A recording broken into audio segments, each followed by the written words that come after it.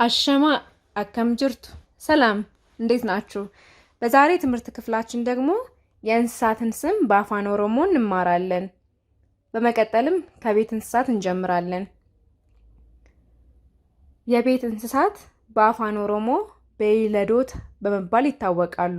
እነዚህም አዱሬ ድመት፣ ሰሬ ውሻ፣ ሳአ ላም፣ ሰንጋ በሬ፣ ሉኩ ኮርማ የአውራ ዶሮ፣ ሬኤ ፍየል፣ ሆላ በግ፣ ፈርድ ፈረስ፣ ሀሬ አህያ፣ ጋል ግመል፣ ቦዬ አሳማ።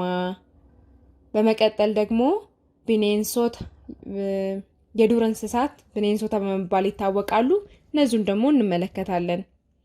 አርብ ዝሆን፣ ሀሬዲዳ የሜዳ አህያ፣ ሌንጭ አንበሳ፣ ወራቤስ ጅብ፣ ቁርጡሚ አሳ፣ ቢርብልጎ ድብ፣ ቆጭ ኤሊ፣ ጋረራ እስስት፣ ሀማቄጥ አቦ ሸማኔ፣ ናች አዞ፣ ጆቢር ወይም ሩሚች ንስር፣ ዳክዬ ዳክዬ፣ ጄደለ ቀበሮ፣ ራች እንቁራሪት፣ ሳተዋ ቀጭኔ፣ ጎሪላ ጎሪላ፣ ሮቢ ብሻንኬሳ ጉማሬ፣ ካንጋሮ ካንጋሮ፣ ቀመሌ ጦጣ፣ ጉቺ ሰጎን፣ ቦፍ እባብ፣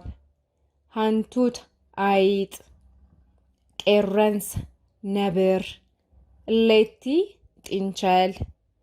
በመቀጠል ደግሞ ኢልቢስ ወይንም ነፍሳትን እንመለከታለን። ኢልቢስ ማለት በአፋን ኦሮሞ ነፍሳት ማለት ነው። ትሲስ ዝንብ፣ ሸረሪት ሸረሪት፣ ጭላሉ ቀንድ አውጣ፣ ሚጢ ወይም ጎንዳ ጉንዳን፣ ከኒስ ንብ።